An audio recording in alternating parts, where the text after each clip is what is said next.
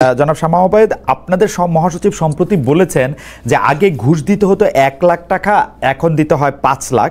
কিন্তু দেশ জুড়ে ঘুষ বাণিজ্য, তদবির বাণিজ্য, চাঁদাবাজি, টেন্ডারবাজি এর বেশিরভাগই নিয়ন্ত্রণ করছেন বিএনপি পন্থীরা। কেউ কেউ বলে থাকেন মানে কিছু করছে বিএনপি, কিছু করছে এনসিপি, অল্প কিছু করছে জামাত, আমাদের কাছে মানুষজন এরকম বলে। তাই সুশাসন নিয়ে অন্তর্বর্তীকালের সমালোচনা বিএনপির দিক থেকে, আমি বলতে চাই এটা বিএনপির দিক থেকে কতটা মানানসই। ডক্টর ইউনূস সাহেব কি নিজে দুর্নীতিগ্রস্ত, এই জন্য দুর্নীতিকে এরকম লাই দিতেছেন? উনি নিজের নামে কি ওয়ালেট নিচ্ছেন, উনি কি ম্যান পাওয়ারের ব্যবসা করতেছেন, নিজের কর মওকুফ করতেছেন। আমরা যারা ডক্টর ইউনূসের নিয়ে বড় বড় কথা বলছি এবং বিদেশে, তাদেরও লজ্জায় আসলে নাক কান কাটা যাচ্ছে। এটা উনি বুঝতে পারতেছেন কিনা? ক্ষমতার পট পরিবর্তনের পরে যে বিষয়টি বা যে শব্দটি সবচেয়ে বেশি আলোচিত হচ্ছে তা হচ্ছে দুর্নীতি। দ্বিতীয় যে বিষয়টি সবচেয়ে বেশি আলোচিত হচ্ছে তার নাম হচ্ছে চাঁদা। এই চাঁদাবাজি এবং দুর্নীতি আগের চেয়ে কমেছে কি বেড়েছে, বা নাকি মাত্রা অন্যদিকে গিয়েছে, নাকি ক্ষমতার ভরকেন্দ্র বেশি বলে চাঁদার পরিমাণও বহুমাত্রিক হয়েছে, তা নিয়ে চলছে নানা ধরনের আলোচনা। এইসব নিয়ে আলোচনা করার জন্য আজ আমাদের সঙ্গে রয়েছেন বিএনপির সাংগঠনিক সম্পাদক শামা ওবায়েদ। শামা ওবায়েদ, আপনাকে আমাদের অনুষ্ঠানে স্বাগত জানাই। আপনি আপনাদের ব্যস্ততার মধ্যে আমাদের সময় দিয়েছেন, সেজন্য আমাদের শুভেচ্ছা ও কৃতজ্ঞতা জানবেন। আমাদের সাথে আরও থাকছেন রাষ্ট্র সংস্কার আন্দোলনের প্রধান সমন্বয়ক অ্যাডভোকেট হাসনাত কাইয়ুম। অ্যাডভোকেট হাসনাত কাইয়ুম, গত কয়েক মাস ধরেই আপনার যুক্তিপূর্ণ আলোচনা আমরা প্রায়ই শুনছি। অনেক ক্ষেত্রেই আপনি বিভিন্ন বিষয়ে যুক্তি দিচ্ছেন। আপনার ক্ষুরধারা আলোচনা আমাদেরও অনেক ঋদ্ধ করবে, সেজন্য আপনাকে আমাদের অনুষ্ঠানে স্বাগত জানাই। শুভেচ্ছা আপনারও সময়ের জন্য। তবে আপনার অনুমতি নিয়ে আমি প্রথম প্রশ্ন নিয়ে একটু শামা ওবায়েদের কাছে যেতে চাই। শামাপা, এই আওয়ামী লীগ পতনের পর গত 1 বছরে আগের তুলনায় বিএনপির আয় বেড়েছে বেশ খানিকটা। মানে কোনো একটা হিসাবে সেটা দেখা যাচ্ছে 13%। আপনার নিজের এবং দলের আয়, সবারই আয় এই হারে বেড়েছে কিনা? এবং যে প্রশ্নটি ইদানিং আমি সবাইকে, বিশেষ করে বিএনপি সবাইকে করছি, যে দলের নিজস্ব আয় এবং ব্যক্তিগত আয়, সেটি আসলে আপনারা কীভাবে ব্যাখ্যা দিবেন? দলের প্রধান যারা আছেন তারা আয়টা কিভাবে করছেন? এই সময় আপনাদের ব্যয়, আয় কি অবস্থা, এটি বেড়েছে কিনা? আপনি ফুল টাইম রাজনীতিবিদ কিনা? ধন্যবাদ আপনাকে। আপনার ঠিকানার দর্শক এবং আমার সহ আলোচককেও আমি শুভেচ্ছা জানাই। দেখুন, বিএনপি তো অনেক মানে যথেষ্ট পুরনো একটা দল। এখানে অনেক প্রবীণ রাজনীতিবিদরা আছে যাদের ফুল টাইম অকুপেশন পলিটিক্স, মানে অকুপেশন না, ফুল টাইম তারা 24 ঘন্টা রাজনীতি করেন। আবার অনেকে আছেন যে তাদের একটা প্রফেশন আছে, তারা রাজনীতি ও বিএনপির সাথে জড়িত আছেন। আয় ব্যয়ের হিসাব, আমি ব্যক্তিগতভাবে আমার আয়ের কথা যদি বলেন, আমার আয়ের চেয়ে ব্যয় অনেক বেশি। আমার বাবার যেরকম ছিল, হ্যাঁ, তো আমারও আয়ের চেয়ে ব্যয় অনেক বেশি। রাজনীতি অনেক এক্সপেন্সিভ হয়ে গেছে। আপনি যদি নির্বাচনী এলাকা বলেন বা অন্য সব জায়গায়, মানে ইন জেনারেল সবকিছুরই যেরকম দাম বেড়েছে, রাজনীতিরও দাম বেড়েছে। তো আপনার নেতাকর্মী আছে, আপনার যদি নির্বাচনী এলাকা থাকে, তাদের টেক কেয়ার আছে, বিভিন্ন জনের পাশে যদি থাকতে হয়, আপনার অবশ্যই এটা ব্যয়বহুল একটা ব্যাপার। সেখানে তো এটা একটা পার্সোনাল দিক থেকে আমি বললাম যে যেসব রাজনীতিবিদরা রাজনীতি করেন ফুল টাইম এবং তাদের একটা প্রফেশন থাকাটা জরুরি আমি মনে করি, কারণ একটা আয়ের উৎস তো দরকার। আমি ব্যক্তিগতভাবে আমার একটা আয়ের উৎস আছে, তো আমি হয়তো সেটা করতে পারি, বাট সেটা আমি আমার ব্যক্তিগত ব্যাপার বললাম। দলে তো এটা আয় আছে, আমাদের আয় কিভাবে আছে সেটা তো আমাদের মানে ব্যাংক অ্যাকাউন্ট আছে, সেখানে আয় ব্যয়ের হিসাবটা জমা হয়, রিসেন্টলি জমাও দিয়েছে। এখানে আমাদের সদস্য পদ নবায়ন হয়, আমাদের বিভিন্ন দেশে যে আমাদের ওয়ার্ড পর্যায়ে নেতাকর্মীরা, ইউনিয়ন, উপজেলা, জেলা, ইভেন কেন্দ্রীয় এক্সিকিউটিভ কমিটি যারা আছে, তারাও এই ফান্ডে তাদের, মানে যাদের দলীয় মানে পার্টির যে ইয়েটা দেওয়া হয়, তারা কন্ট্রিবিউট করে, সেটা তো তারা করছে, যে অ্যামাউন্টটা তাদের ধার্য করা আছে দল থেকে। এবং ধরেন আমার এখানে 2টা প্রশ্ন আছে। একটা প্রশ্ন হচ্ছে, আমরা বিএনপির আয় দেখতে পাচ্ছি 1 কোটি থেকে 5 কোটি বা 6 কোটি, আমি যদি এরকমও ধরি, এটা রাফ হিসাবে আপনারা যে আয়টা দেখাচ্ছেন, কিন্তু আমরা দেখতে পাই কিন্তু বিএনপির মতো বড় দলের একটা বড় সভা, মানে বিভাগীয় সভা হোক, কোনো একটা নগর কেন্দ্রিক একটা সভা হোক, সেই সভাতেও কখনো কখনো এর চেয়ে বেশি টাকা খরচ হয় বলে কেউ কেউ আমাদের বলে থাকেন। আর দ্বিতীয় প্রশ্ন হচ্ছে, আপনি এটা ঠিকই বলেছেন, রাজনীতি এখন একটা ব্যয়বহুল ব্যাপার হয়ে দাঁড়িয়েছে। তার ফলে কি এখন শুধু আপনারা যারা বড় লোক আছেন তারাই শুধু রাজনীতি করবেন, আমরা রাজনীতিতে আসতে পারবো না? না না, অবশ্যই না। আমি নিজেকে বড় লোক বলছি না, আমার একটা আয়ের উৎস আছে। এখন না না, এখন ব্যাপার হচ্ছে কি, শুনেন আমি বলি। এখানে আপনার যে কোনো একটা পাবলিক মিটিং করতে হলে বা যে কোনো একটা সভা করতে হলে অবশ্যই সেখানে টাকার খরচ হয়। সেখানে অনেকে ব্যক্তিগত পর্যায় থেকে কন্ট্রিবিউট করে, যারা অ্যাফোর্ড করতে পারে দলকে কন্ট্রিবিউট করে, যারা দলের অ্যাক্টিভলি দল করে, তার নিজের থেকেই করে। এটা যদি আপনি এটা দলকে ভালোবেসে করে, দলের নেতা হিসেবে করে, দলের কর্মী হিসেবে করে, অনেকেই করে। এখন আপনার কিন্তু আপনার হাসিনা যাওয়ার আগে পরে সব মিলিয়ে যদি আপনি ধরেন, গত কয়েক বছরে কিন্তু বিএনপি প্রত্যেকটা সবাই কিন্তু আমি যত নলেজে আছে আমার, যে এটা যে সেন্ট্রাল থেকে যে টাকা দেওয়া হয়েছে বিভিন্ন জায়গা থেকে লোক আসার জন্য বা অঙ্গসঙ্গ, তা কিন্তু নয়। অনেকে কিন্তু নিজের পকেটের পয়সা খরচ করেও তখন এসেছে। আমি জানি সেটা ব্যক্তিগতভাবে। হ্যাঁ, আমার বিভাগে আমি বলতে পারি যারা অনেকে এসছে, কিন্তু সেটা দলকে ভালোবেসে এসছে, একটা আন্দোলন চলছে সেই জন্য এসছে, এবং সেই স্পিরিট নিয়ে কিন্তু অনেকে এসছে। ওকে, এবং নিজের বাগাইটের পয়সা খরচ করেছে। সেটা ঠিক, কিন্তু যখন আপনারা ক্ষমতায় যাওয়ার কাছাকাছি বা ক্ষমতা যাওয়ার দৌড়ে আছেন, তখন কিন্তু একটু ম্যাট্রিক্সটা চেঞ্জ হয়।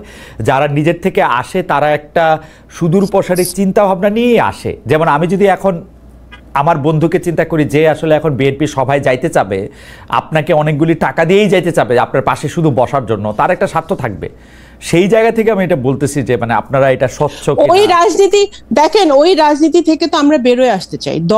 আমি মনে করি ওই ধরনের পলিটিক্স আসতে তো চান, মানে আমি মনে করি, দেখেন দলে এখন যাদের এই দল যে হার্ডলাইনে গত 1 বছর ধরে আছে হাসিনা পালিয়ে যাওয়ার পরে, যেমন ধরেন যেখানে যেটা র্যান্ডম শুনছে বহিষ্কার করা হচ্ছে, ব্যবস্থা নেওয়া হচ্ছে। যারা দলে পুরনো আছে তাদেরকে দেশে বিদেশে যারাই অনেকদিন ধরে কাজ করছে তাদেরকে মূল্যায়ন করার চেষ্টা করা হচ্ছে। তা আমি তো মনে করি যে নতুন কাউকে তো আমি আশেপাশে এখন পর্যন্ত দেখছি না। যারা পুরনো এতদিন ধরে 17 বছর ধরে সংগ্রাম করছে তারাই আমি দেখছি। হ্যাঁ, নমিনেশনের সময় আপনি বহু নতুন মুখ দেখবেন, সেটা সব বড় দলই দেখা যায়, তারা নমিনেশন চাইতে আসে। কিন্তু এটা দলের উপর ডিপেন্ড করে যে দল যে কর্মী বা যে নেতাটা দলের পিছনে শ্রম দিচ্ছে বা কাজ করছে তাকে নমিনেশন দিবে না একজন নতুন কাউকে দিবে। তো সেটা আমার ব্যক্তিগত মতামত হচ্ছে যে দল এখন ইটস অ্যাবাউট টাইম যে এই শিফটটা হোক। শ্যামাপা, এই পর্যায়ে এটা আমার শেষ প্রশ্ন, মানে রাজনীতি তো আর পেশা হইতে পারে না। মানে ধরেন আমি যদি এখন একটা দলের রাজনীতি করি, ওকে আমাকে বেতন দিবে, টাকা দিবে, মানে টাকাটা আমি কই পাবো? ধরেন আমি এখন সাংবাদিকতা করে কিছু টাকা পাই, আমি এখন পলিটিক্স করতে গেলাম, আমি এটা বুঝতে চাইতেছি যে এই পলিটিক্স করতে গেলাম, ধরেন বিএনপি করতে গেলাম, ধরেন হাসান ভাইয়ের দলই করতে গেলাম, ওইটা থেকে আমি টাকা পাবো, মানে এটার হিসাবটা কি? বিদেশে শুনেন, বিদেশে কিন্তু অনেক পলিটিক্যাল পার্টি আছে, বিভিন্ন দেশে they get paid for it, তাই না? তারা বাংলাদেশে তো বিএনপি বা আওয়ামী লীগ বা জামাত, আমি জানি না পায় নাকি, এরকম কোন দল কিন্তু কোন দল থেকে কোনো টাকা পয়সা আমরা দেওয়া হয় না। কমিউনিস্ট পার্টি পায়, ভালো কথা, দেয়ার লাকি, তারা পায়। কিন্তু বিএনপির মতো এত বড় দলে একটা দল মেনটেন করা, সেখানে তো এখানে দল থেকে তো এরকম কিছু হয় না। বাট আমি মনে করি পলিটিক্স কখনো পেশা হতে পারে না। পলিটিক্স অফকোর্স আমরা প্যাশন থেকে করি, আমরা দেশকে ভালোবাসি। এই লোকটা ঘরের মানে বউ বাচ্চারা খাওয়াবে কি করে? না, একজন শিক্ষক রাজনীতি করছে না, একজন ডাক্তার রাজনীতি করছে না, একজন ইঞ্জিনিয়ার রাজনীতি করছে না, আমি সবাই তো এক ব্যবসায়ী রাজনীতি করছে। পেশা হিসেবে তো একটা কিছু থাকতে হবে, হ্যাঁ ডেফিনেটলি। কারণ রাজনীতি, যেমন ছাত্র দল, আমি দেখেছি যে ছাত্রদের তো টাকা পয়সা থাকার কথা না, ছাত্ররা কিভাবে চলবে, ছাত্র রাজনীতি করবে কিভাবে? ছাত্র দল আই থিঙ্ক সেটা দলের দেখা উচিত যে আমি এই জায়গায় একটু আটকাই এবং এই প্রশ্নটা করি, আপনাদের দলীয় প্রধানের পেশা কি তাহলে? আসলে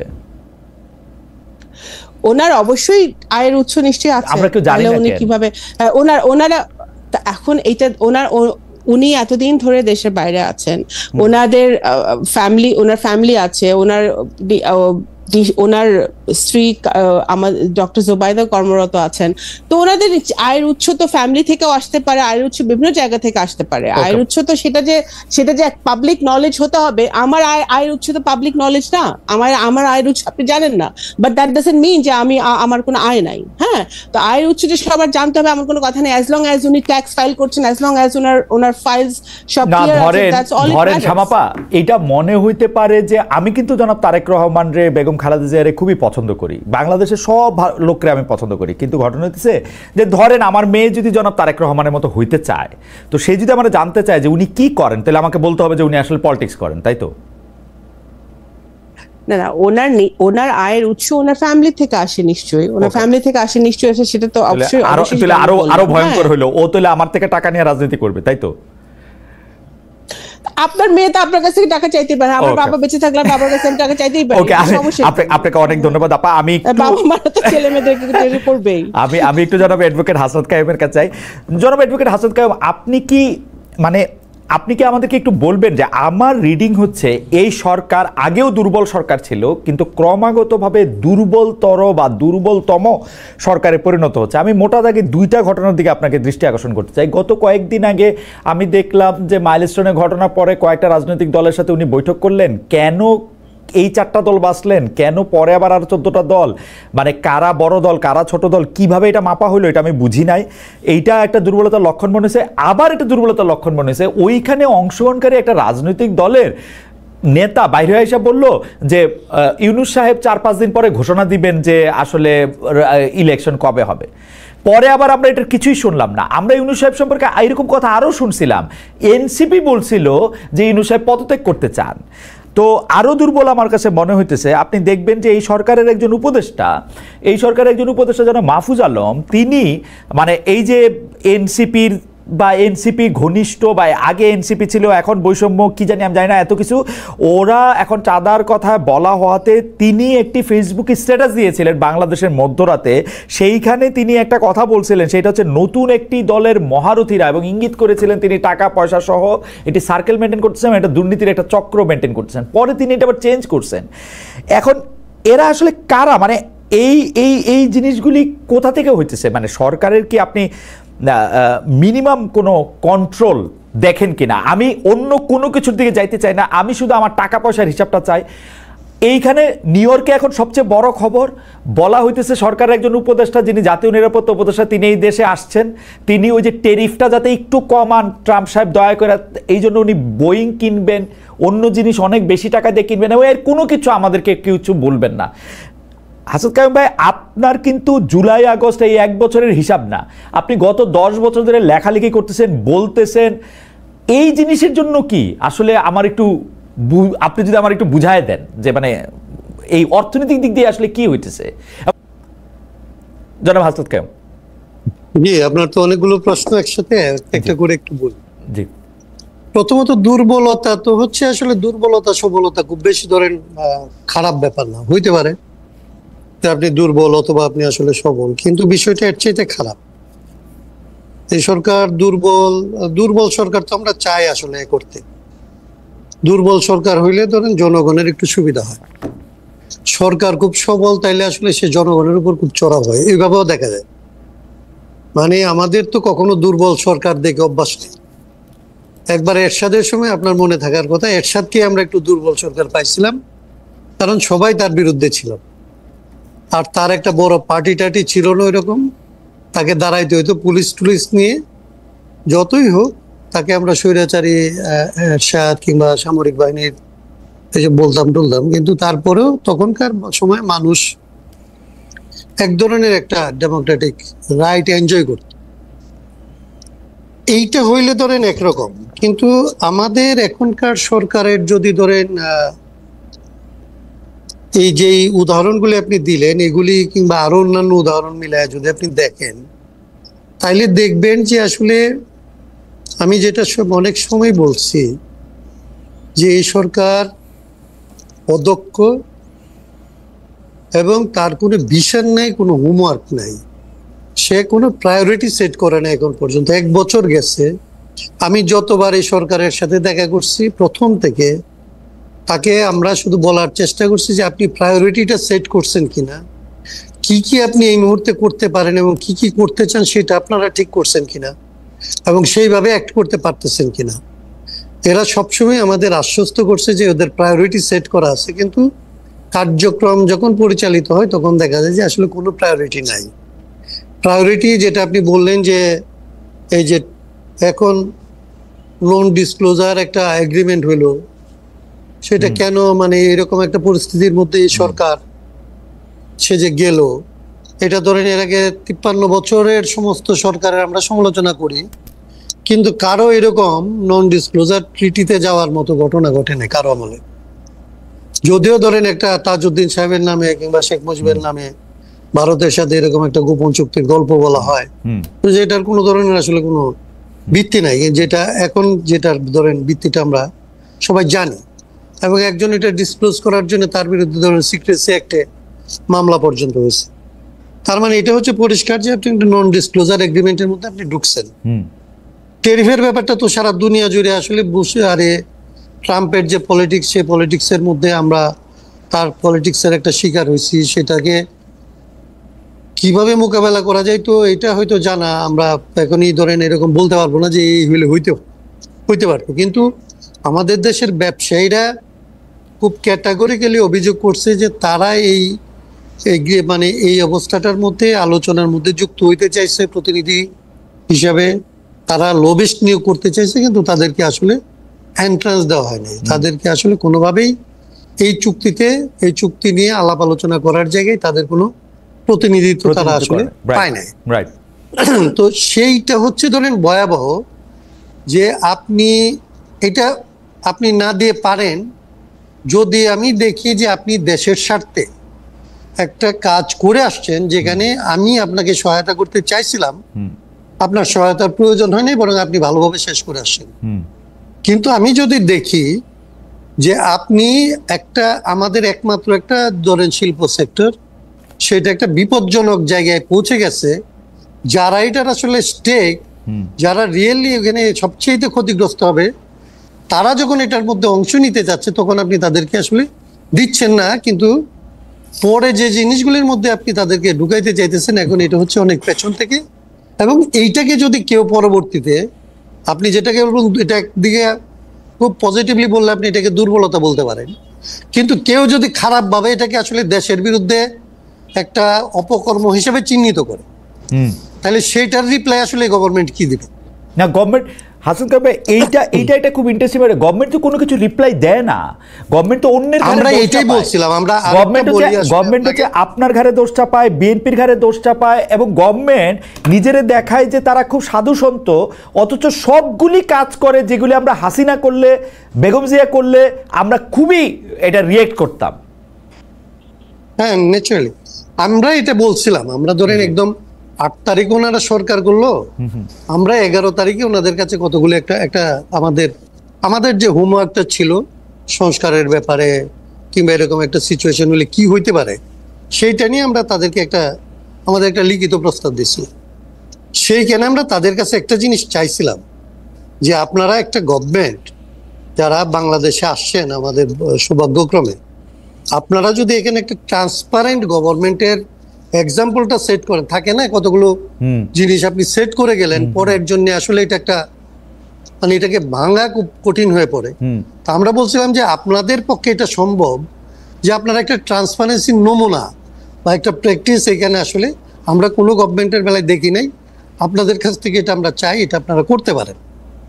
ওনারা বললেন, কিন্তু যেটা আপনি বললেন, আপনি যে উত্তরটা দিলেন সেটাই, যে ট্রান্সপারেন্সি তো পরের কথা, ওনারা তো কোনো বিষয় নিয়ে কারোর সাথে কথাই বলে না। এখন পর্যন্ত পলিটিক্যাল পার্টিগুলির সাথে যখন কথা হয়, সে কথাগুলি হচ্ছে তখন হয় যখন কোনো না কোনোভাবে পরিস্থিতিটা আয়ত্তের বাইরে চলে যাচ্ছে বলে মনে হয়।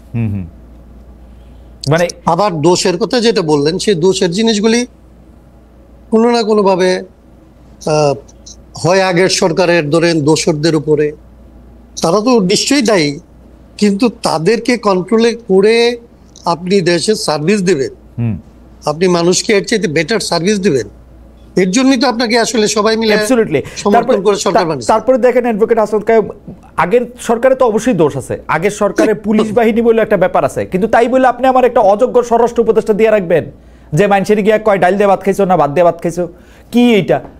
মানে আগের সরকারের পুলিশ খারাপ সেই জন্য আপনি একটা খারাপ স্বরাষ্ট্র উপদেষ্টা দিবেন, এটা কোন কোন হিসাব? মানে আপনি যদি ওনাদের যদি কোনো মূল্যায়ন করার থাকতো তাহলে তো আমি জানি না, ওনারা তো এনজিও হইলেও চালাইছে, ওনাদের অনেকেই এনজিও চালাইছে, তো এনজিওরও তো ধরেন একটা অডিট রিপোর্ট হইলেও জমা দিতে হয়, তাদের একটা রিভিউ করতে হয়। এরা 1 বছরের রিভিউ করলে এদের কারো কোনো পদে থাকার নিজেদের কোনো নৈতিক ভিত্তি তারা নিজেরা খুঁজে পায় কিনা আমি তো জানি না। কিন্তু আমি যতদূর এনজিও কে জানি, এনজিও তো হচ্ছে প্রজেক্টটাকে যদি যত লম্বা করতে পারে তত তো তাদের ভালো, মানে ফেইলিওর তো এখানে এক ধরনের সাকসেস। ওনারা তো না সেটাই মানিক বন্দ্যোপাধ্যায়ের পাঁচির মতো, ওনারা তো ঘাটা বাঁচায় রাখতে চান, কারণ ঘাট সেটা ঠিক আছে, কিন্তু সেটা আমি আপনার ওই জায়গাটায় যাচ্ছি না, ওইটা আরেকটা ফিলোসফিক্যাল ডিবেট। আমি বলছি যদি এটাও করতে হয়, আপনার যদি পাঁচির মতো ঘাটাকে আপনি লম্বা করতেও চান, তাইলেও তো আপনাকে ডোনারদেরকে স্যাটিসফাই করতে হয় যে বাইরে এই টাকাটা এইভাবে আনছিলাম, এইভাবে খরচ করছি, এই কারণে আরো লাগবে।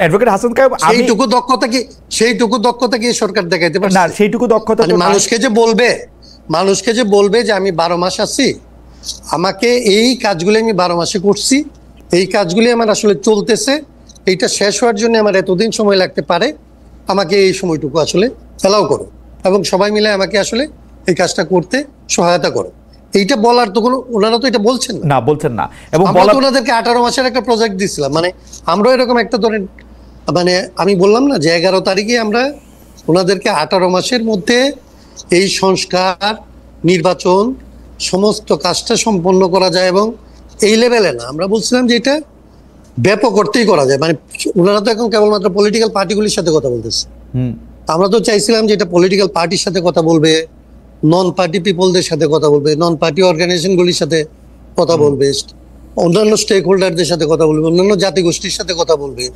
বিভিন্ন সংখ্যালঘু সম্প্রদায়ের সাথে কথা বলবে, ঢাকার বাইরে কথা বলবে, ঢাকার বাইরের মানুষের সাথে বলবে, এবং এটা পুরোটা সম্ভব।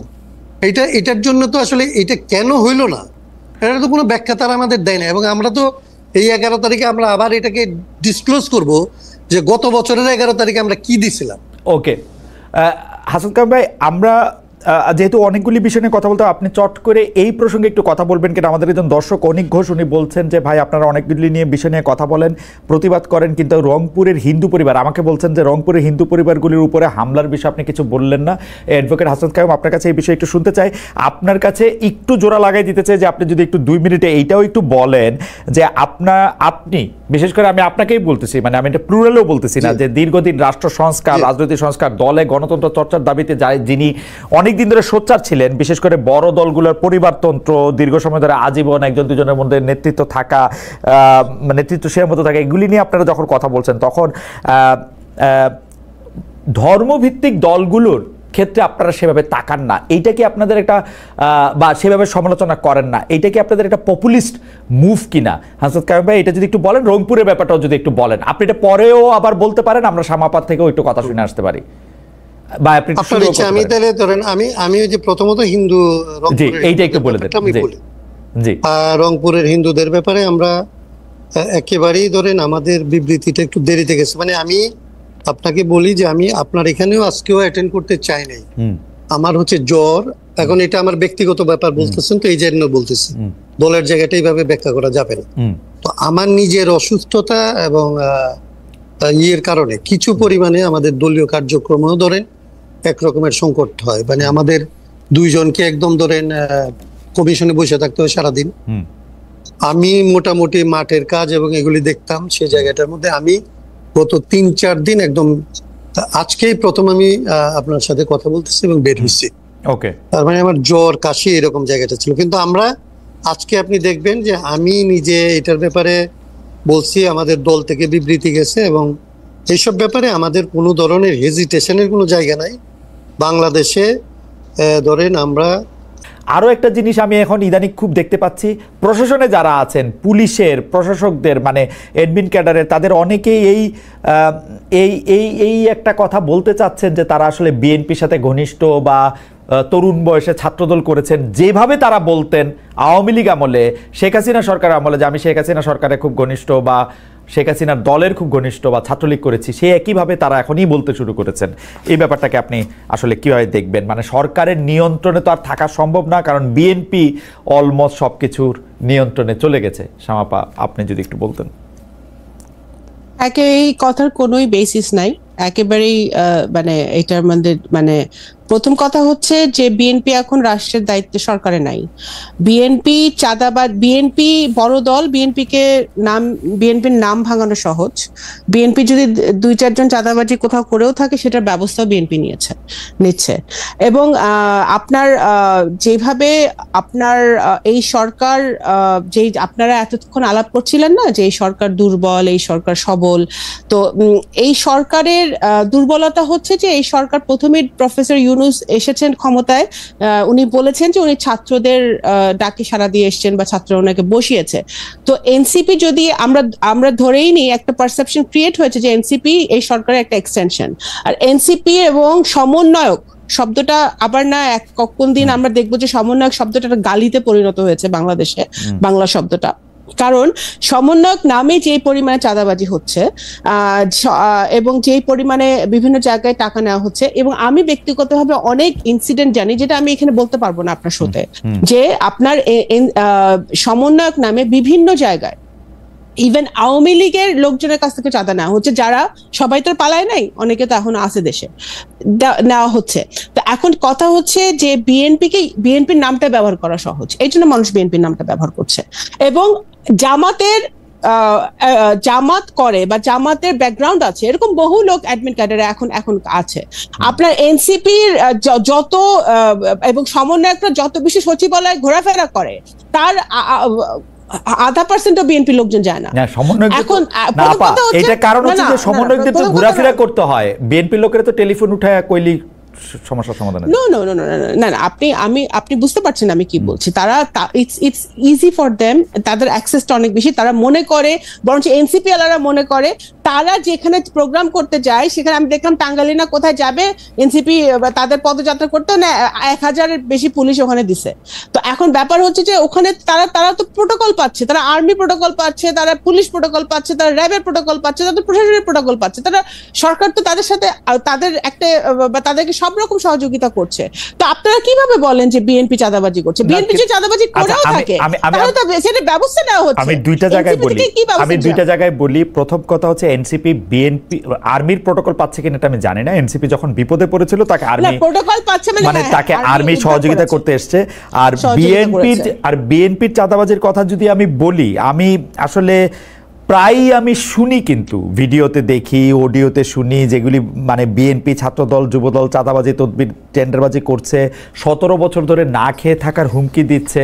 আপনিও যদি আমি জানি যে আপনি কিন্তু আপনার নির্বাচনী এলাকায় আপনি সবসময় যান, আপনি গেলে নিশ্চয় আপনিও শুনেন, আমাকে বললেন না, কিন্তু কিন্তু কিন্তু ঘটনা তো বিএনপির একজন, মানে এটা তো আপনার চেয়ে বেশি আসলে কে জানে?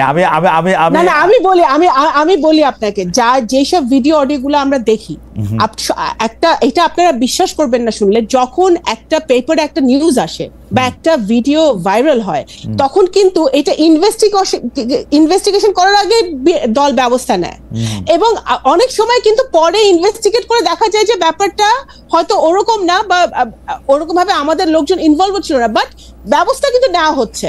আমি অস্বীকার করছি না যে চাঁদাবাজি একেবারে হচ্ছে না বিএনপির পক্ষ থেকে, যেখানে হচ্ছে সেখানে ব্যবস্থা নেওয়া হচ্ছে, সেটা হচ্ছে আমার পয়েন্ট। আরেকটা হচ্ছে যে আপনারা এই যে সব দল মিলে, এই ইসলামিক দল, জামাত, এনসিপি, এখন আওয়ামী লীগ এখন বেশি কথা কয় না, আওয়ামী লীগ তলে তলে আছে, কিন্তু যারা এখন মানে দৃশ্যমান বাংলাদেশের পলিটিক্সে, সবাই এখন বিএনপিকে দোষারোপ করে বিএনপিকে চাঁদাবাজ বানানো, বিএনপিকে চোর বানানো, বিএনপিকে ডাকাত বানানো সহজ তাদের জন্য। তাদের পলিটিক্সে যায়, তাদের পলিটিক্স যেই পলিটিক্স এখন চলতেছে বাংলাদেশে, এটা যায়, এটাও তারা করছে। না There is no other reason. না, কিন্তু শামাপা মানে আপনার কথার সাথে আমি মিল পাইতেছি গত সরকারের লোকজনের কথাবার্তায়, কারণ গত সরকারের লোকজন কইতো যে তোরা যে যাই করো সবাই খালি আওয়ামী লীগের খারাপ বলে। ব্যাপারটা কি আসলে তাই কিনা? সরকারে আছি না, ব্যাপারটা আমরা কি সরকারে আছি? বিএনপি এখন ডিফেক্টো গভর্নমেন্ট। আমি তো এই টেলিভিশনের শো শেষ করে আপনার কাছে তদবির করব, 3টা তদবির আমার কাছে এই যে এখন আসতেছে। না, প্রথম কথা হচ্ছে দেখেন, আমাদের প্রশাসন আমাদের না, সরকারও আমাদের না। সরকার বরঞ্চ সরকারের বিরুদ্ধে আমাদের অনেক কমপ্লেন আছে যে সরকার এই যে এখন যে নতুন একটা ট্রেন্ড শুরু হয়েছে যে মব, হ্যাঁ, এই মব অ্যাটাক ঠেকাতে ব্যর্থ হচ্ছে। বিভিন্ন জায়গায় ল এন্ড অর্ডার সিচুয়েশন খুবই খারাপ অবস্থা। আবার পুলিশ যে পরিমাণ স্ট্রেংথ নিয়ে পুলিশের মাঠে থাকা উচিত, সেই পুলিশ একেবারেই মাঠে থাকছে না বা থাকতে পারছে না। আমি আপনাকে একটু বলি, আপনাদের সরকার মানে আপনারা এখনো সরকারে না, এটা আমি কেমনে বুঝবো? সরকার প্রধান অকারণে লন্ডনে গিয়ে আপনাকে দলের প্রধানের সাথে দেখা করে আসেন, কিছু কারণ ছিল না তারেক সাহেবের সাথে দেখা করা ছাড়া।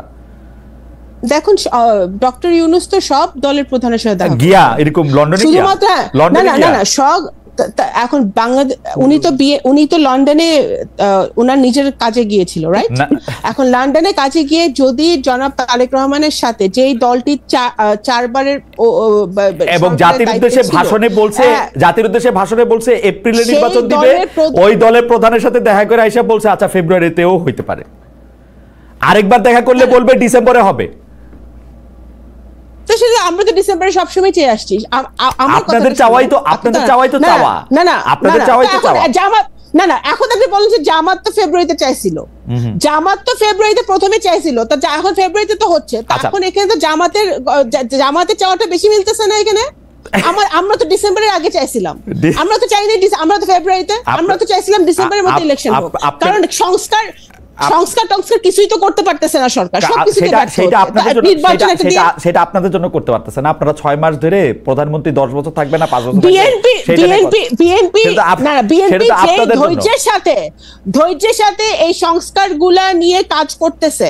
বিএনপি তো হাসিনার আমল, যখন আমাদেরকে আমরা বাসায় থাকতে পারি না, পালায় বেড়াতেছি, তখন থেকে আমরা সংস্কার নিয়ে কথা বলতেছি।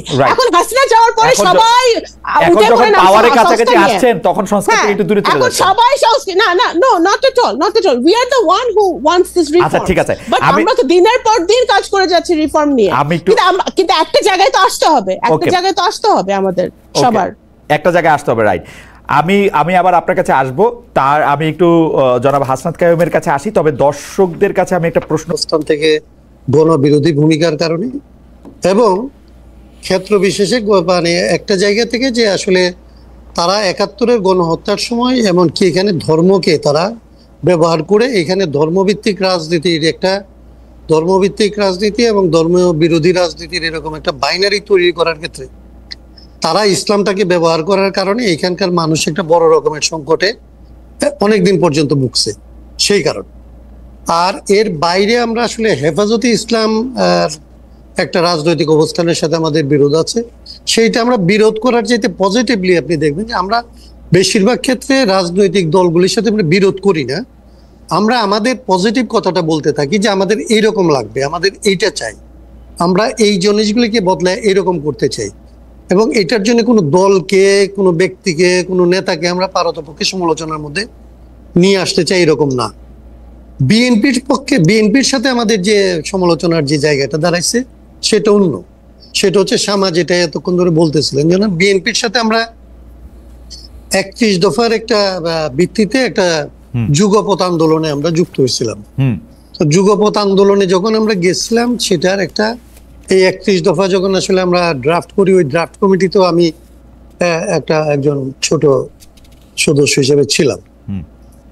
তো সেই সময়ে তাদের যে অবস্থান ছিল মানে সংস্কারের প্রশ্নে, সেটা নিয়েও তখনও আমার সমালোচনা আছে, আমরা সমালোচনার সময়তই কিংবা তাদের সাথে পার্থক্য সময়তই যুগপৎ আন্দোলনটা করছিলাম, কারণ তখন আমরা আসলে অনেকের ভাষায় ফেসিজম, আমরা বলতাম যে একটা মাফিয়া তন্ত্রের থেকে মুক্ত হওয়ার জন্য সকলের মধ্যে আসলে যাদের গণতান্ত্রিক আকাঙ্ক্ষা আছে তাদের মধ্যে একটা ঐক্যবদ্ধ অবস্থান বজায় রাখার জন্য নিজেদের সমালোচনাটা, রাজনীতির সমালোচনাটা কম করে ওই মাফিয়া তন্ত্রটার বিরুদ্ধে আসলে সবাইকে কমন ভাবে ঐক্যবদ্ধ করার দায়িত্ব থেকে আসলে আমরা না কিন্তু কিন্তু অনেক বিরোধিতা হাসান কামাল ভাই, আমি একটু স্পেসিফিক করতে চাই যে আপনি আসলে বিএনপির যে সমালোচনা করতেছেন যে জায়গাটা থেকে, যে সংস্কারের প্রশ্নে তাদের অবস্থানটা একটু চেঞ্জ হয়েছে, কিন্তু কথা কি আসলে ঠিক? আমি তো সংস্কারের প্রশ্নে বিএনপির অবস্থান বড় কোনো চেঞ্জ দেখি না আসলে। বিএনপি 31 দফার মধ্যে, হ্যাঁ আপনি তার অন্যতম কারিগর ছিলেন, জি আপনি তার অন্যতম, জি জি আপনি যেখানে থামাইছেন কতখানি, জি 30 দফা নিয়ে 5 তারিখের পরে আমরা বিএনপিকে রিভিউ করতে বলছি। আমরা বলছি 5 তারিখের এই অভ্যুত্থানের পরে বাংলাদেশের মানুষের যে সংস্কারের আকাঙ্ক্ষা, সে আকাঙ্ক্ষাটা আগের থেকে আসলে অনেক দূর পর্যন্ত বিকশিত হয়েছে, এবং তাকে আমরা যেইখানে তাদেরকে ভাবতাম সেইখানে যদি আমরা অবস্থান করি তাইলে আমরা মানুষের থেকে আসলে পেছনে অবস্থান নেব, এবং মানুষের পেছনে অবস্থান নিলে এটা আমাদের জন্য আসলে রাজনৈতিক দল হিসেবে কিংবা আসলে রাজনৈতিক কর্মী হিসেবে আমাদের এটা উচিত হবে না। আমাদের উচিত হবে আসলে মানুষের অন্তত আকাঙ্ক্ষার সাথে থাকা, এবং সেই জায়গা থেকে আমরা 31 দফার রিভিউ চাচ্ছি। কিন্তু এইটা আসলে একবার জনাব তারেক রহমান সহ একটা মিটিংয়ে, মানে তখনও পর্যন্ত অনলাইন মিটিং এখনো যেটা হয়, তো উনি একটা মিটিং আমাদের মুলতবি করছিলেন, পরে মুলতবি মিটিংটা আর কোনোদিন হয় নাই, এবং লোকাল যে বিএনপি আছে তার সাথে আসলে আমরা এই বিষয়গুলি নিয়ে কোনো রকমের মানে যতটা লম্বা বিশ্লেষণ প্রয়োজন সেই রকমের বিশ্লেষণ করার মতো পরিবেশ আমরা পাইনি। হাসান কামাল ভাই, তাতে যেটা হয়েছে যে আমি শেষ করে ফেলি কথাটা, তাতে আমাদের অবস্থানটা আমাদের রয়ে গেছে, আমরা একটা আকাঙ্ক্ষা আমাদের বাড়ছে, ওনাদের অবস্থানটা ওনাদের জায়গায় রয়ে গেছে। না হাসান কামাল ভাই, আমাদের যে বাড়তি আকাঙ্ক্ষা, জি বাড়তি আকাঙ্ক্ষার কথা থাক, কারণ হচ্ছে যে আপনার লেখা বা আপনার চিন্তার সাথে আমি পরিচিত, দর্শকরা হয়তো, কিন্তু আপনি যেটা জন আকাঙ্ক্ষার কথা বলতেছেন, বিএনপির কোন জন আকাঙ্ক্ষাটা ফলো করা দরকার ছিল? কিছু কিছু লোকের কথা শুনলে, এনসিপির, কোনো সময় জামায়াতে ইসলামীর, কোনো সময় সরকারের কথা শুনলে মনে হয় বিএনপি জন আকাঙ্ক্ষা পূরণ করতে পারে একভাবেই, সেইটা হইলো ইলেকশনে হাইরা গিয়া। এছাড়া তো আর বিএনপির জন আকাঙ্ক্ষা জন আকাঙ্ক্ষাটা কেমনে পূরণ করবে বিএনপি?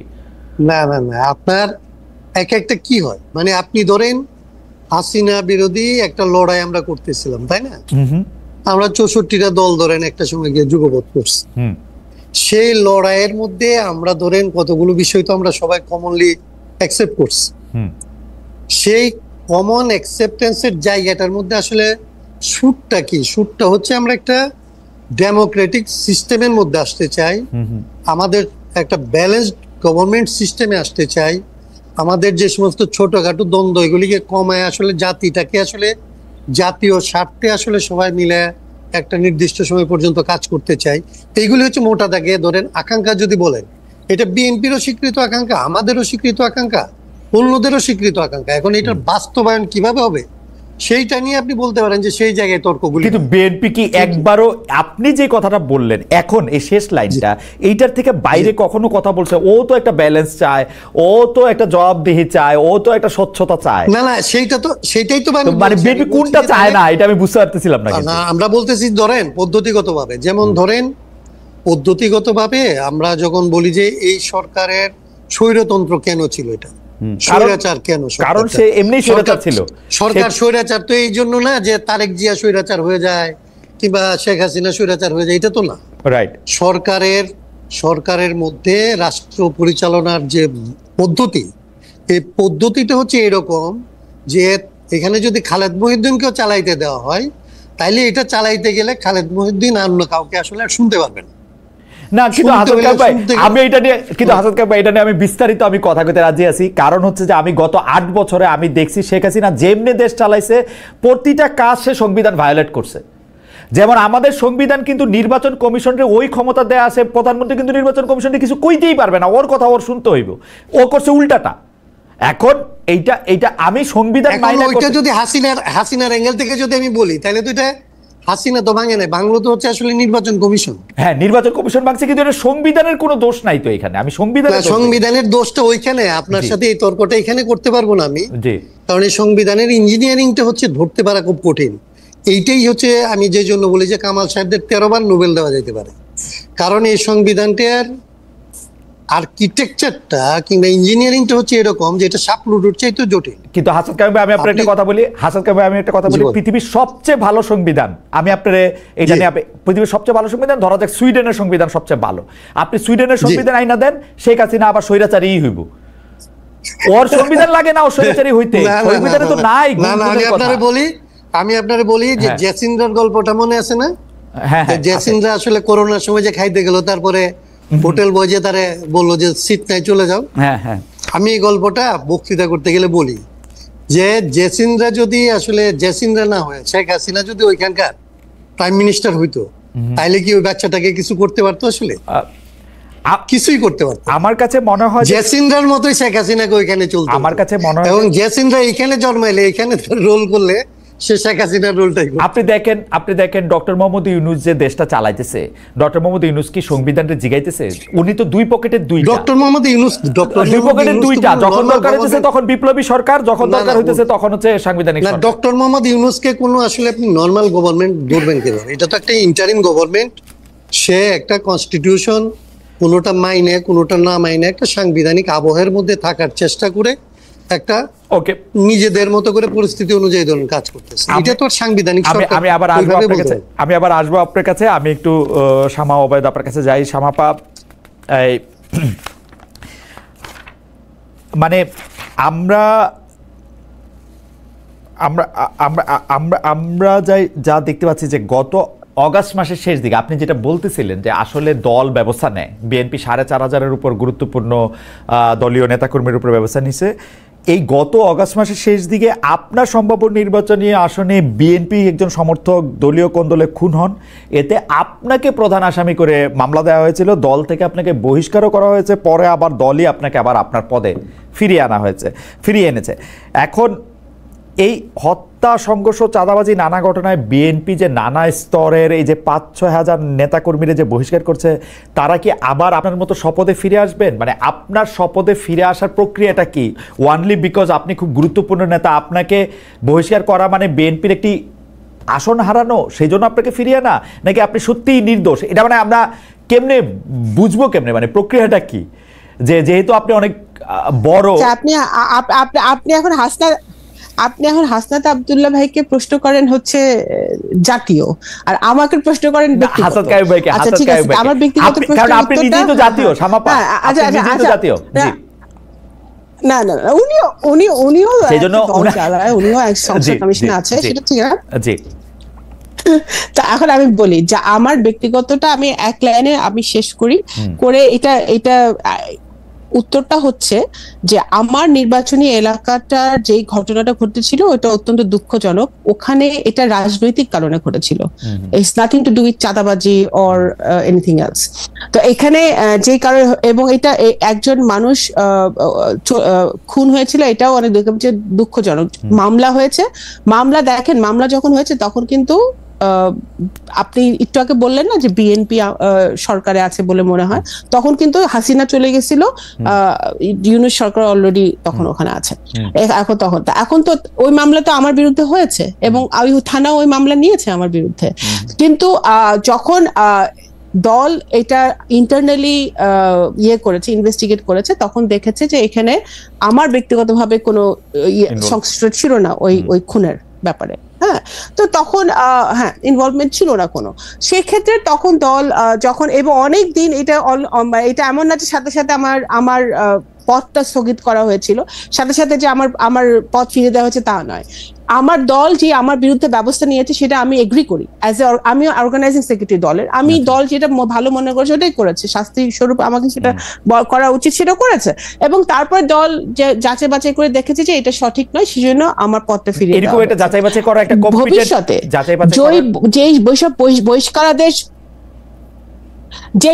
যেসব বহিষ্কারাদেশ যাচাই বাছাই করে দেখা হবে যে ওখানে আমাদের দলের লোকজনের সংশ্রয় নাই, সেগুলো অবশ্যই দল কনসিডার করবে বহিষ্কারাদেশ প্রত্যাহার করার। সেটা তো বলাই বাহুল্য। এটা তো যাচাই বাছাই করার একটা কম্পিটেন্ট অথরিটি বিএনপির আছে, মানে ইন্টারনালি এটা দেখার। যারা এরকম Of করে course, দেখছে? of course, of আচ্ছা course. তাহলে আমি একটু জাতীয় হ্যাঁ, of course আছে। আচ্ছা তাহলে আমি একটু জাতীয় প্রশ্নে আসি।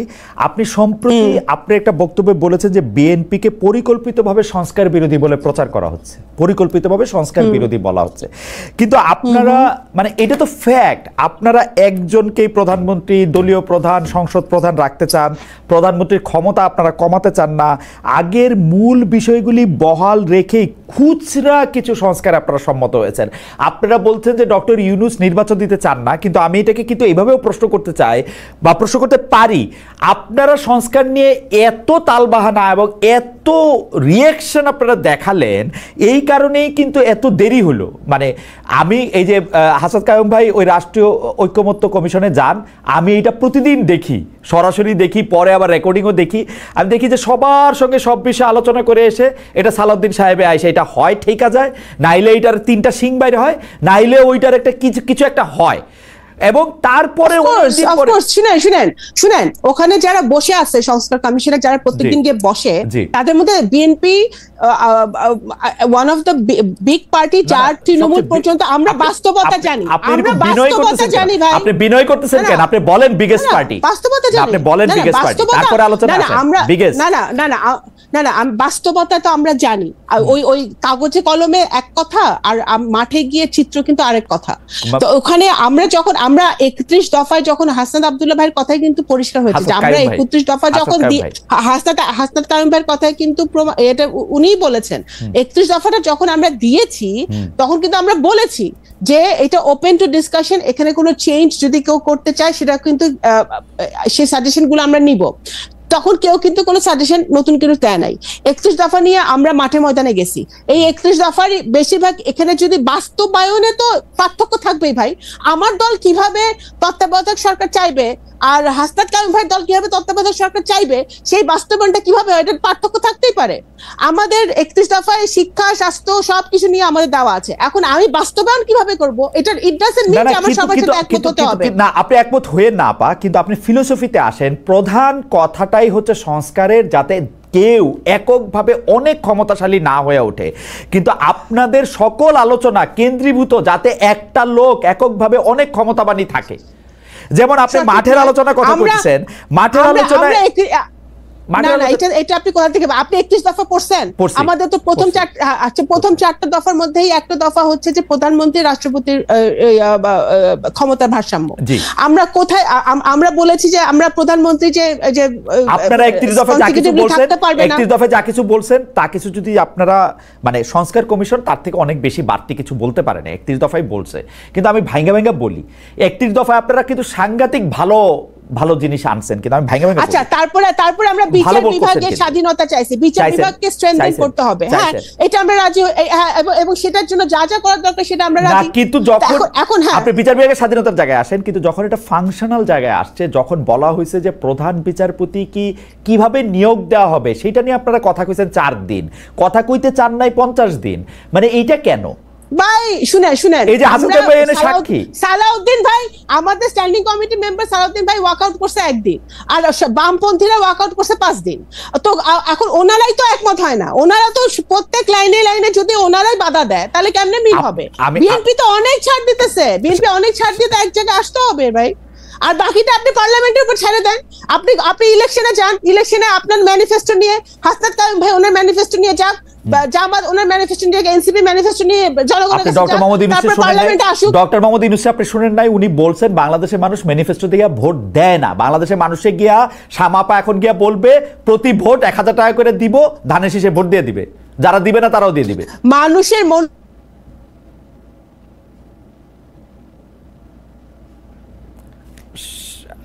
সামাপা কি আটকে, সামাপার কথা কি আটকে গেল না এখন আবার ফিরে আসছে?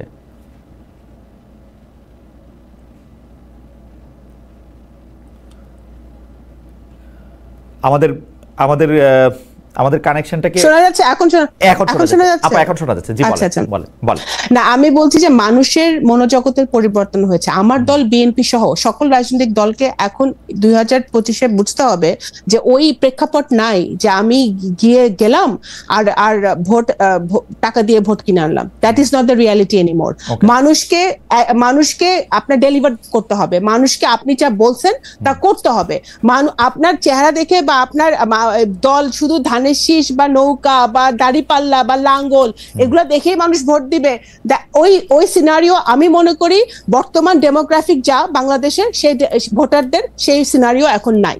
তো এখন সব দলেরই সচেতন ভাবে কাজ করতে হবে এবং বিএনপি মিনস ইট। বিএনপি এই জন্যই জানে যে প্রতিবারই কিন্তু আমাদের অ্যাক্টিং চেয়ারম্যান সাহেব বলে আসছে যে আগামী নির্বাচন অনেক কঠিন হবে এবং সেই বাস্তবতায় কিন্তু উনি বলছেন সবাইকে যে এই 31 দফাটা উই মিন ইট, আমরা বাস্তবায়ন করতে চাই এবং আমরা চাই না যে ফ্যাসিবাদের মতো। আমি আপনার সকল কথার সাথেও একমত। 31 দফাতে আপনারা এটা সংস্কারটা করতে চান, সেটা তো একমত, কিন্তু বাস্তবে আমি যখন টেবিলে আপনাদের বসতে দেখতেছি, আমি যখন দেখতেছি প্রধান বিচারপতির আপনি কিভাবে নিয়োগ দিবেন, বিচারকদের আপনি কিভাবে নিয়োগ দিবেন, আপনি আসলে নির্বাচন কমিশনকে কিভাবে নিয়োগ দিবেন, আপনি প্রধানমন্ত্রী দলীয় প্রধান ক্ষমতা সরকার প্রধান থাকবেন, এগুলি ফান্ডামেন্টাল জিনিস। এগুলির ব্যাপারে আপনারা একমত কিনা কিন্তু বারবারই, যেমন ধরেন সাংবিধানিক কাউন্সিল, আমি এর প্রত্যেকটাতে উনাদের সাথে একমত হইতে পারি, আপনার সাথে একমত হইতে পারি, কিন্তু দ্য ওয়ে সালাউদ্দিন ভাই হোক আপনি হোক যেভাবে আপনি প্রোটেক্ট করেন, একটা লোককে প্রোটেক্ট করেন আপা, আপনি ভালো করে খেয়াল করে দেখেন, খালি দলীয় প্রধানকে প্রোটেক্ট করেন, যেইটা 31 দফার মূল সুরের বিপক্ষে, এবং একটা লোককে প্রধান করতে চান। মানে একটা কাস্টমাইজড শেখ হাসিনাই আপনারা আবার বানাতে চান কিনা, এটা হচ্ছে অভিযোগ আর কি। না, অবশ্যই না। এটা শুনেন, এটা আবারও বলতেছে, এটা আপনাদের মতো আপনারা এবং ওই যে অন্যান্য দলগুলো সুবিধা হয় বিএনপি কে গালি দিলে, বাট মোটেও না। আমাদের দলীয় প্রধান যদি চাইতো, আমাদের দলীয় প্রধান হচ্ছে দেশনেত্রী বেগম খালেদা জিয়া, ভারপ্রাপ্ত চেয়ারম্যান হচ্ছে জনাব তারেক রহমান।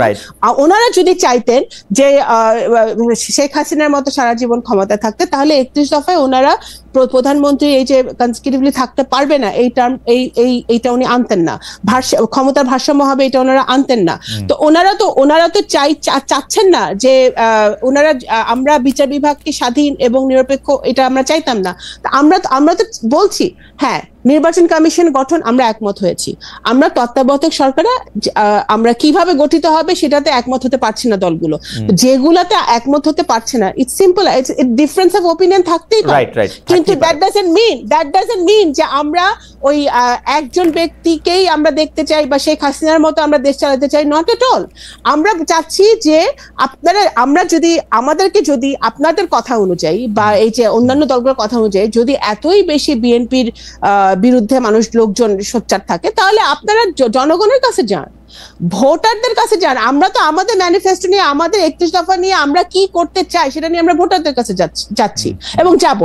এবং তারা যদি মনে করে যে না BNP is making sense, BNP actually তারা এইভাবে দেশটা পরিচালনা করতে চায়, তারা আপনি আপনার ভোটারদের কাছে, ফরিদপুরে আপনার ভোটারদের কাছে গিয়ে আপনি 31 দফা বলেন নাকি বলেন আপনি ধানের শীষ নিয়ে আসছেন? বলি এবং আমি কে ওবায়দুর রহমানের মেয়ে।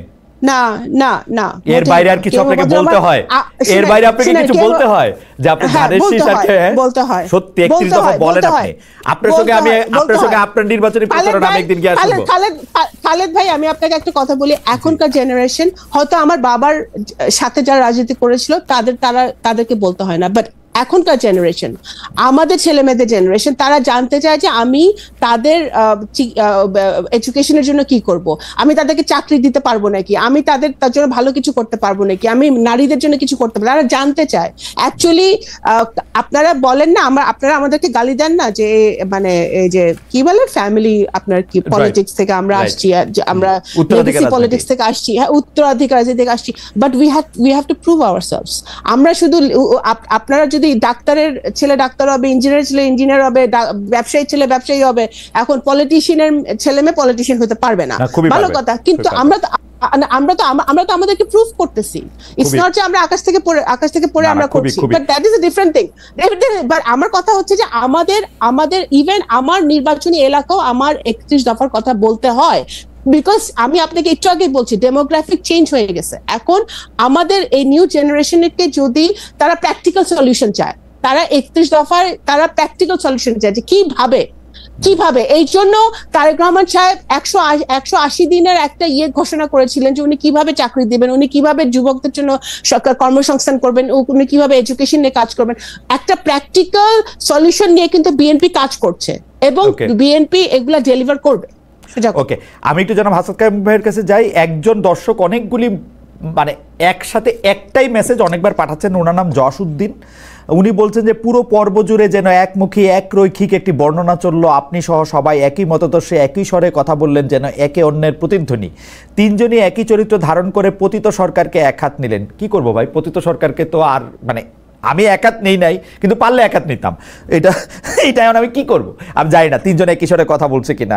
যাই হোক, আমি হাসান কাইম ভাই আপনাকে জানতে চাই যে এই এক বছরে জুলাই মিত্র প্রধান দলগুলি বিভিন্ন স্তরের নেতাকর্মীদের বিরুদ্ধে চাঁদাবাজি, টেন্ডারবাজি, দখলবাজি, নানা ঘটনার খবর আমরা দেখছি।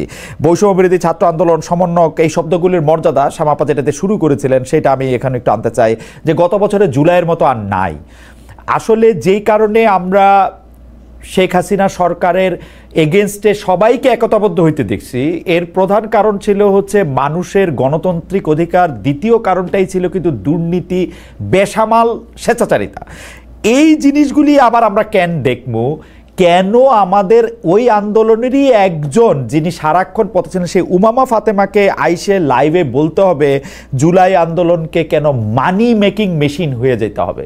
হাসান কাইম ভাই, আপনি কি একটু বলবেন যে আপনার এটা কি মানে আমরা কেন এটা দেখবো? এবং বেশিরভাগ মানুষ মানে আমাদেরকে আমাদের আওয়ামী লীগের বন্ধুরা ফোন করলে এখন হাসে, কি বলছিলাম না, কেমন দেখলা? এবং সেটা একটা মানে খুবই, যারা জুলাইয়ের এক বছর আগে যারা জুলাই আন্দোলনের পক্ষে ছিল না তারা কিন্তু আমাদেরকে চোখে আঙ্গুল দিয়ে দেখাইতেছে, দেখো তোমরা কারদের উপর বিশ্বাস করছিলা, কারা এরা। আপনি এটাকে কিভাবে দেখেন হাসান কাইম ভাই?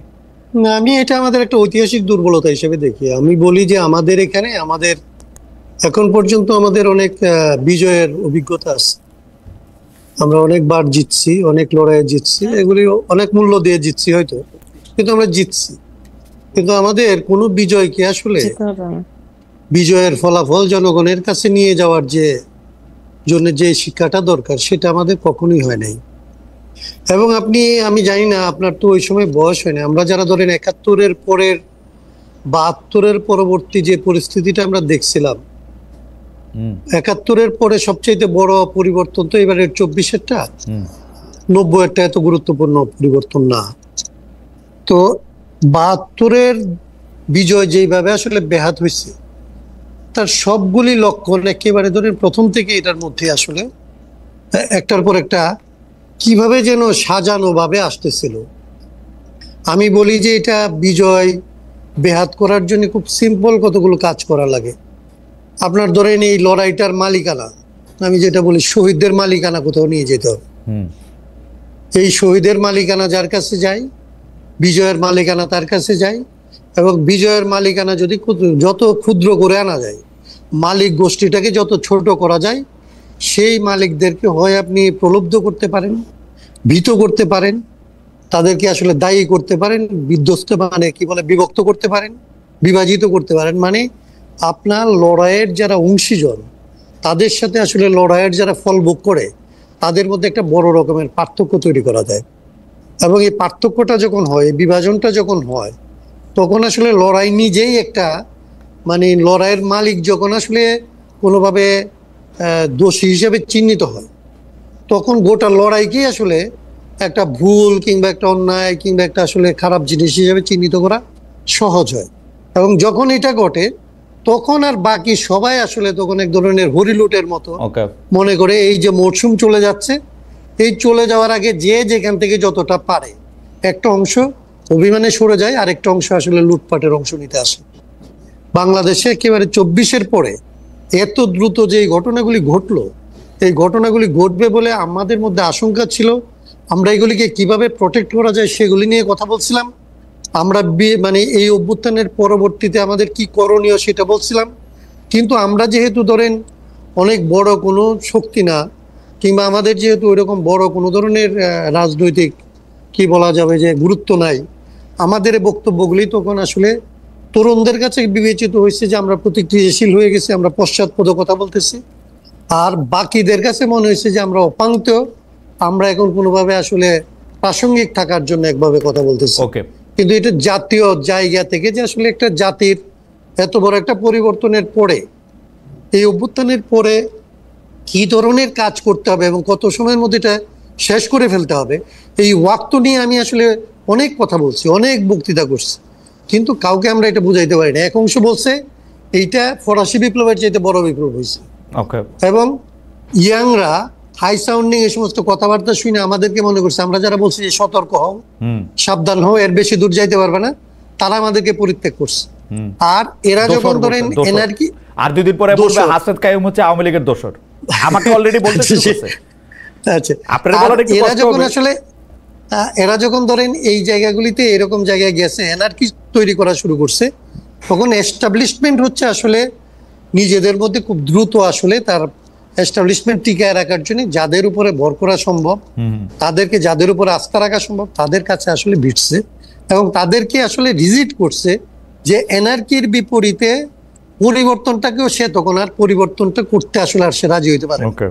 বিএনপি যে এখন ধরেন, আমার নিজের বোধ হচ্ছে এরকম, বিএনপি যে এখন ধরেন অগ্রসর কোনো পদক্ষেপ নিতে পারে না, তার কারণ হচ্ছে তার উপরে যারা নির্ভর করে আছে তারা আসলে তাকে আর আগাইতে দিতে চায় না, কারণ তাদের একটা প্রতিনিধিত্ব বিএনপির মধ্যে আসলে বলে যে 17 বছর না খায় আছি, ওইটা অন্য জিনিস, ওইটা বইলেই বিএনপির উপর চাপটা সৃষ্টি করে। হ্যাঁ, যে মানে চাপ সৃষ্টি করে যে আপনার রিয়েল যারা ধরেন, যারা ব্যবসায়ী গ্রুপ একেবারেই যদি ধরেন, তাহলে একেবারে ব্যবসায়ীদের তো এটা হচ্ছে খুব স্বাভাবিক, যদি দেখে যে এনার্কির দিকে যাচ্ছে, তাইলে তো ব্যবসায়ীরা বিএনপি কে বলবে যে বাবা দেশটাকে অন্তত স্টেবল রাখো, অন্তত এইখানে মানুষের খায় পড়ে বাঁচতে হবে। এবং বিএনপি যদি সেইখানে রেসপন্সিবল পলিটিক্সও করতে চায়, তাইলে তার কথাটাকে সে একদম ফেলে দিতে পারবে। তার মানে হচ্ছে যে এইখানে অনেকগুলো ঘটনা ঘটছে যেটা আমরা আসলে পরিস্থিতিকে মূল্যায়ন করতে ব্যর্থ হয়েছি। হাসান ভাই, আমি আবার আপনার কাছে ফিরবো, শামা আপার পথে চলে যেতে হবে। শামা আপারে দ্রুত একটা কথা বলে যে, শামা আপা আপনার একজন ভক্ত, ওনার নাম বোধহয় মোহাম্মদ রহমান, তিনি বলছেন যে খালেদ মহিউদ্দিন হাসিনার ইনকাম কখনো জিজ্ঞেস করছেন কিনা গত 15 বছরে? কমন প্রশ্ন। জি ভাই, জিজ্ঞেস করছি। আপনার জন্য প্রশ্ন, আপনি কি বলবেন ভাই? আপা বলবেন? প্রশ্নটা হচ্ছে যে বিএনপি জাতীয় নির্বাচন আয়োজনটিতে সবচেয়ে, সেটা আপনার জন্য শেষ প্রশ্ন, সবচেয়ে বেশি জোর দিচ্ছে, ইন্টারেস্টিং ব্যাপার হচ্ছে অংশ নিতে পারুক আর না পারুক, আওয়ামী লীগও কিন্তু জাতীয় নির্বাচনের ব্যাপারে প্রত্যক্ষ বা পরোক্ষভাবে এক ধরনের কথা বলছে ইন্ডিয়াও, যে আসলে আমরা একটা নির্বাচিত সরকারের সাথে কথা বলবো। সোশ্যাল মিডিয়াতে আওয়ামী লীগকে আমরা খুব সোচ্চার দেখছি, কারণ তারা মনে করছে নির্বাচিত সরকার এলে, বিএনপি ক্ষমতা এলে, তারা মাঠের রাজনীতিতে এখনকার যে পালিয়ে থাকা অবস্থান, সেইটার চেয়ে পরিস্থিতিতে কিছুটা একটা স্পেস পাবে। এবং গত 1 বছর ধরে মানে এই আওয়ামী লীগের অনেক নেতাকর্মী অনেক কিছুতেই বিএনপির দিকে তাকিয়ে আছে। এই বিষয়টা আপনি কিভাবে দেখেন? অনেকেই বলছেন যে বিএনপি এবং আওয়ামী লীগের মধ্যে তলে তলে একটা সাংঘাতিক রকমের আতাত হচ্ছে, আপনি বিষয়টাকে কিভাবে দেখেন? দেখেন এই 17 বছরে বিএনপি হচ্ছে মানে সবচেয়ে বড় ভিকটিম আওয়ামী লীগের ফ্যাসিবাদের। তো ওইখানে বিএনপির সাথে আওয়ামী লীগের আতাতের প্রশ্ন নাই, খুবই ক্লিয়ার। হাসিনার সময় যখন আমরা তো 2009 সাল থেকে ভোটাধিকার চেয়ে আসতেছি, যখন হাসিনা আসছিল এবং ইলিয়াস আলী গুম হইলো 10-11 সাল, তখন থেকেই আমরা কথা বলে আসতেছি এবং ভোটাধিকার চেয়ে আসতেছি। তখন আপনাদের মনে হয় নাই, দেশবাসীর আপনাদের পলিটিক্যাল পার্টিকুলার মনে হয় নাই যে বিএনপি কেন নির্বাচন চাইতেছে? আজকে নির্বাচন চাইলে নির্বাচন চাইলে দোষের কি? আপনার এই সংস্কারের ফার্স্ট আপনি কিছুই ঠিক হবে না। এই যে ডোনারদের কথা বলতেছেন, ডোনার আমাদের ডেভেলপমেন্ট পার্টনাররা কেউ ইনভেস্ট করছে না, সবাই বসে আছে ফেন্সে যে কখন একটি গণতান্ত্রিক সরকার আসবে দেশে। এখন আমরা চেয়েছি, আমরা খুব সিম্পল কারণে চাচ্ছি। আওয়ামী লীগ কি বলছে না বলছে ইটস ইমম্যাটেরিয়াল। কিন্তু আওয়ামী লীগের প্রতি আপনাদের একটু এক্সট্রা ভালোবাসা দেখা যাচ্ছে কিনা?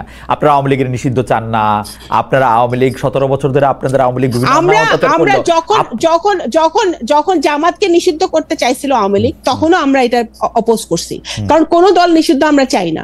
আমরা এনসিপি যখন নতুন দল হয়েছে তখন আমরা এটাকে স্বাগত জানাচ্ছি, কারণ আমরা বহুদলীয় গণতন্ত্রে বিশ্বাস করি, দ্যাট ইজ বিএনপি's মোটো। এখন কিন্তু একটা দলকে ব্যান করে এনসিপি আওয়ামী লীগ ব্যান করার জন্য ওই যে মব ক্রিয়েট করে, আবার কমিটি করার সময় সব জায়গায় আওয়ামী লীগের লোকই, তারা আওয়ামী লীগ ছাড়া কোনো লোক পায় না কমিটি করার জন্য। এখন বিএনপি লোক এনসিপি তে যাবে না, বিএনপি লোক এনসিপি তে যাবে না, কি করবে আওয়ামী লীগের লোক? এখন তলে তলে কার সাথে কার খাতে, তাহলে আওয়ামী লীগের লোক নিয়ে যদি তুমি কমিটি করবা, তাহলে আর শিবির হলো ছাত্রলীগ করবে, পরে উন্মোচিত হবে সে শিবির। তাহলে নামে রাজনীতি করেছে, বিএনপির নামে আন্দোলন করেছে, বিএনপির নামে জেল খেটেছে, বিএনপির নামে সবকিছু করেছে। আমরা তো কোনো ছদ্মবেশে কোনো কিছু করি নাই। আমরা সারা জীবনে 17 বছর ধরে আমরা নির্বাচন চেয়ে আসছি, কারণ গণতন্ত্র নাই। একটা যেই আসুক, আজকে যদি যেই ক্ষমতায় আসুক, সেটা সব মুখ্য না, মুখ্য একটা ভোটাধিকার আমাদের প্রতিষ্ঠা করতে হবে। আজকে এত কিছু যে অধপতন, এত কিছু যে নাই, প্রত্যেকটা প্রতিষ্ঠান ধ্বংস। এই যে প্রত্যেকদিন সংস্কারের কমিশনে আপনারা বসতেছেন, সবাই কেন বসতেছেন? কারণ 17 বছর ধরে সবকিছু। কিন্তু মানে এখন দেশের যে অবস্থা বা এই সরকারের যে অবস্থা, দুর্বল সবল যেমনি বলুক, আমার কাছে একটা বলশালী সরকার মানে হচ্ছে যে সরকারটার আসলে সবগুলি উইং ভালোভাবে কাজ করে। এখন সরকারটা, এটাকে এখন হাসাদ কামাল ভাই যে নামই দেখ না কেন, এখন সরকারটা যে অবস্থা, কেউ যদি এই প্রশ্ন করে আসলে কি নির্বাচনের জন্য দেশটা নিরাপদ, নির্বাচন কি দিতে পারবে সরকার, নির্বাচন করতে পারবে? এটা আমাকে জিজ্ঞেস করছেন? জি আপা। হ্যাঁ, এখন এই সরকারের তো দুর্বলতা আর অলরেডি উন্মোচিত হয়েছে, কারণ তাদের প্রেসার গ্রুপ হিসেবে সমন্বয়করা এনসিপি কাজ করে। সো তাদের নিজেদেরকে শক্তিশালী হতে হবে, এবং তারা যদি প্রয়োজন, এতগুলো রাজনৈতিক দল আছে, সবগুলো দলের থেকে তারা সাজেশন নিতে হবে। প্রশাসন কিভাবে তারা সবল করবে, তারা অ্যাডমিনিস্ট্রেশন কিভাবে সবল করবে। তাদের এখনো আওয়ামী লীগের লোকজন প্রত্যেকটা এজেন্সিতে আছে, আওয়ামী লীগের লোকজন প্রত্যেকটা সচিবালয়ে আছে। এদেরকে কিভাবে তারা সংস্কার, মানে এদেরকে কিভাবে বের করবে, সেগুলো তো আগে তারা ঠিক করবে। এগুলো 1 বছর চলে গেছে, তারা কিছুই করে নাই। এখনো বিভিন্ন প্রশাসনের লোক, বিভিন্ন স্তরে স্তরে হাসিনার লোক রয়ে গেছে, এগুলোকে এখনো ছাঁটাই করতে পারে না, অথচ লোক পালা যাচ্ছে। এগুলো ঠিক করতে হবে। আপা, এটা নিয়ে শেষ প্রশ্ন, কেন এই কথাটা বারবার উঠছে? কারণ বিএনপি তো এই দেশটাকে যথেষ্ট নিরাপদ মনে করছে না, সেজন্য বিএনপি প্রধান নেতা দেশে আসছেন না, অনেকে বলতেছেন এরকম। তারেক সাহেব দেশে আসছেন না কারণ দেশকে যথেষ্ট নিরাপদ মনে করছেন না, এবং দেশ যথেষ্ট নিরাপদ না অথচ নির্বাচন চাচ্ছে। ব্যাপারটা একটা দুই রকম অবস্থান হচ্ছে কিনা? ষড়যন্ত্র তো চলতেছে, ষড়যন্ত্র চলতেছে না তা তো না। আমরা সবাই বুঝি যে ষড়যন্ত্র এখনো চলতেছে। আওয়ামী লীগ দেশি বিদেশি ষড়যন্ত্র আছে, এবং ষড়যন্ত্রকে মোকাবেলা করার প্রথম ধাপ হচ্ছে একটা গণতান্ত্রিক অবস্থা ফিরিয়ে আনা, এবং গণতান্ত্রিক অবস্থা ফিরিয়ে আনার প্রথম ষড়যন্ত্র চলতে থাকবে যদি নির্বাচন না হয়, যদি গণতান্ত্রিক অবস্থা ফিরিয়ে না আসে, ষড়যন্ত্র চলমান থাকবে। তাহলে সবগুলো রাজনৈতিক দল ওই যে অগাস্টের 5 তারিখে গত বছর যেই জায়গায় ছিল সেই জায়গায় আসতে হবে, যে আমরা সকলেই একটা গণতান্ত্রিক পরিবেশ চাই, তাহলেই সম্ভব। এখন ডক্টর ইউনূস যদি তার প্রশাসনকে শক্তিশালী করতে না পারে, নির্বাচন কমিশন বলতেছে নির্বাচন কমিশন রেডি, পুলিশকে আরো শক্তিশালী করতে হবে, অ্যাডমিন ক্যাডারকে শক্তিশালী করতে হবে, এবং যারা রাজনৈতিক দলগুলো যারা পার্টিসিপেট করবে নির্বাচনে, তাদেরও আরো মানে ইন্টেনশন থাকতে হবে একটি গণতান্ত্রিক ব্যবস্থা কায়েম করা, যেখানে একটি সুন্দর নির্বাচন আমরা দিতে পারি মানুষকে। ওকে শামাপা, আপনাকে অনেক ধন্যবাদ। আসলে শামাপা একটু আগেই চলে যেতে চেয়েছিলেন, আমি একটু বেশি সময় আটকে রাখলাম। আমি একটু হাসনাত কাইয়ুম ভাইকে একটু বলি, আপনাকে অনেক ধন্যবাদ এবং শুভেচ্ছা দিয়ে আমি একটু হাসনাত ভাইয়ের কাছ থেকে